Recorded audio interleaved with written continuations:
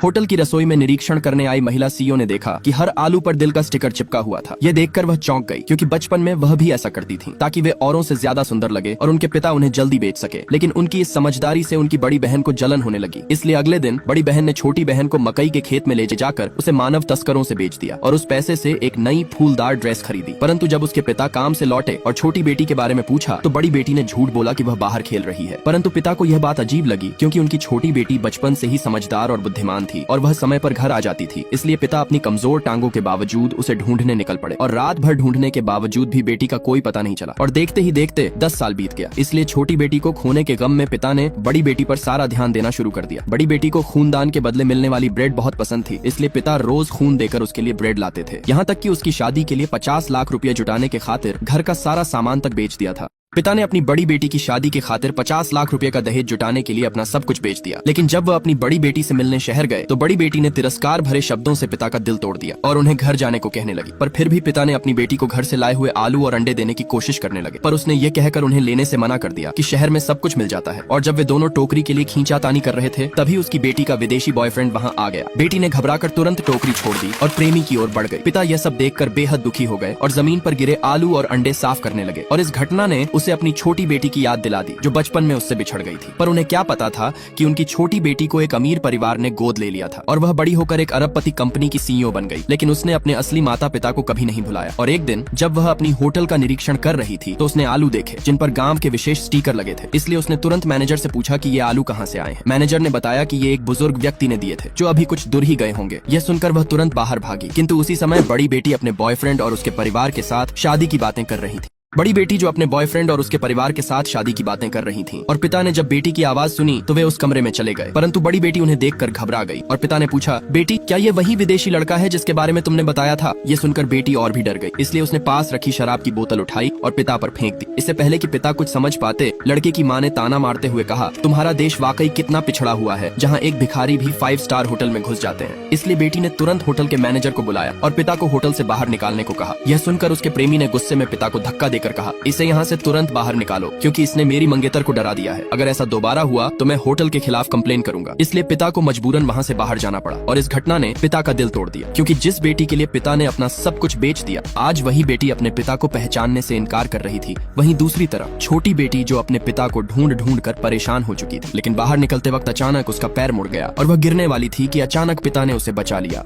छोटी बेटी जो अपने पिता को ढूंढ ढूंढ कर परेशान हो चुकी थी और अचानक कमरे से बाहर निकलते वक्त उसका पैर फिसल गया और वह गिरने ही वाली थी, लेकिन समय रहते पिता ने उसे बचा लिया। परंतु जब महिला सीईओ ने अपने पिता की गर्दन में ताबीज देखा तो वह चौंक गई और उत्साह से पूछने लगी कि यह ताबीज आपके पास कहाँ से आया? पिता ने बताया कि यह ताबीज उनकी पत्नी ने एक मंदिर से लाया था और यही ताबीज उनकी दोनों बेटियों के पास भी था, लेकिन छोटी बेटी 20 साल पहले खो गई थी। ये सुनकर महिला सीईओ ने पिता से एक स्टिकर के बारे में भी पूछा। पिता ने स्टिकर की कहानी फिर से बताई, जिसे सुनकर महिला सीईओ भावुक हो गई और अपनी पहचान बताने ही वाली थी कि तभी उनका असिस्टेंट आ गया और कंपनी के अर्जेंट काम के लिए उन्हें बुला लिया। इसलिए महिला सीईओ ने अपने असिस्टेंट से उस आदमी के बारे में पूरी जानकारी पता करने को कहा। और इसी बीच बड़ी बेटी का बॉयफ्रेंड उसे बताता है कि वह एक घर खरीदना चाहता है, लेकिन उसे 10 लाख रुपए की जरूरत है। इसलिए शादी की चिंता में डूबी बड़ी बेटी ने मजबूर होकर अपने पिता के पास जाती है और रोते हुए झूठी मेडिकल रिपोर्ट दिखाकर कहती है कि उसे यूरेमिया नामक एक गंभीर बीमारी है। यह सुनकर पिता घबरा जाते हैं और बेटी से वादा करते हैं कि वे किसी भी कीमत पर उसका इलाज करवाएंगे। बड़ी बेटी रोते हुए पिता के सामने झूठी मेडिकल रिपोर्ट दिखाकर बताती है कि उसे यूरेमिया नामक एक गंभीर बीमारी है। यह सुनकर पिता घबरा जाते हैं और वादा करते हैं कि वे किसी भी कीमत पर उसका इलाज करवाएंगे। इसलिए अगले दिन बड़ी बेटी पिता को लेकर अस्पताल जाती है और बिना बताए उनसे उनकी किडनी मैच कराती है। पर पिता को क्या पता था कि उनकी बड़ी बेटी का असली मकसद उनकी एक किडनी को बेचना था। लेकिन पिता की सेहत के कारण सर्जरी 1 महीने बाद होनी थी। इसलिए बड़ी बेटी चालाकी से अपने पिता से खानदानी कागजातों पर साइन करा लेती है और 10 लाख रुपए लेकर अपने बॉयफ्रेंड के लिए घर खरीदती है। और दूसरी तरफ छोटी बेटी जो एक कंपनी की सीईओ थी, लगभग यकीन कर चुकी थी कि वह आदमी उसके असली पिता है। फिर भी पुख्ता सबूत जुटाने के लिए उसने असिस्टेंट से डीएनए टेस्ट कराने को कहा। और इसी बीच पता चला कि उनकी बड़ी बहन उसकी ही कंपनी में एक डिजाइनर है और इसी महीने की 20 तारीख को उसकी शादी है। इसलिए उसने तय किया कि डीएनए टेस्ट आने तक इसे गोपनीय रखा जाए और साथ ही शादी का तोहफा मानते हुए कंपनी की आंतरिक प्रक्रिया के तहत उसे प्रमोट कर उपाध्यक्ष बनाने का आदेश दिया।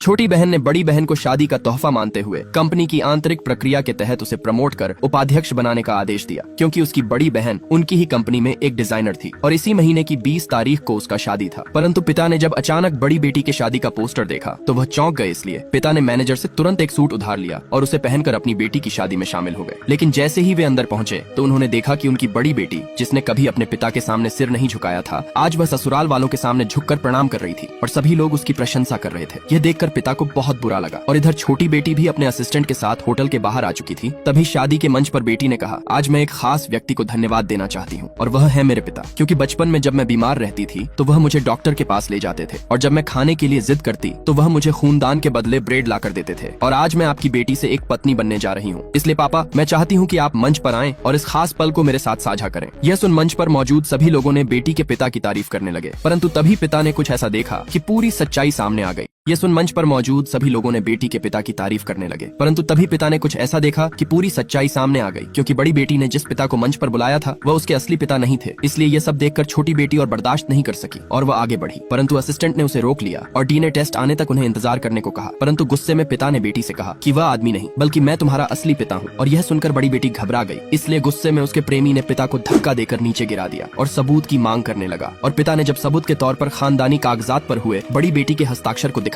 तो वह उसे मानने से इनकार कर दिया और उसे फाड़ कर फेंक दिया और होटल के मैनेजर को बुलाकर उन्हें बाहर ले जाने को कहा। परंतु पिता अपनी जिद पर अड़े रहे, इसलिए उसके प्रेमी ने चेयर उठाया और पिता को मारना चाहा। किंतु तभी असिस्टेंट के मोबाइल पर एक मैसेज आया और डीएनए टेस्ट से पता चला कि वह आदमी ही महिला सीईओ के असली पिता है। इसलिए पिता की रक्षा के लिए गुस्से में महिला सीईओ ने एक प्लेट उठाया और उसके प्रेमी की ओर दे मारा और यह देखकर सभी लोग दंग रह गए।